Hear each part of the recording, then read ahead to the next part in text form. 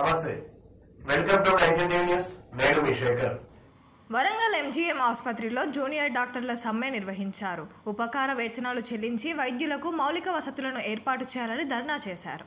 సమ్మెతో ఆగిపోయిన వైద్యుల సేవలు, ఓపీ సేవలు, సర్జరీలు, వార్డు సేవలను నిలిపివేస్తున్నామని, అత్యవసర సేవలు యథావిధిగా కొనసాగుతాయని ప్రకటించారు.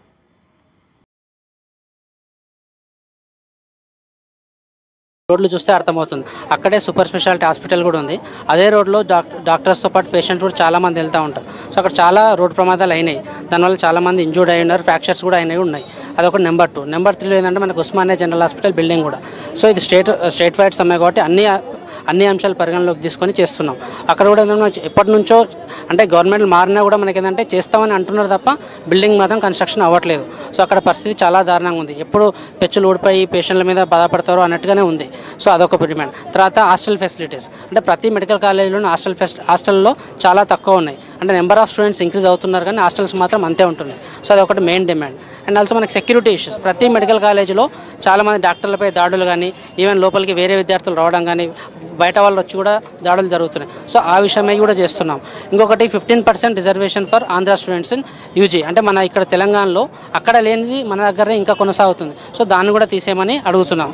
అట్లా ఈ విధంగా ఎన్ని డిమాండ్స్తో మేము ఇండియన్ అంటే green channel or regularisation of stipends for PGs, interns, ఎస్ఆర్స్.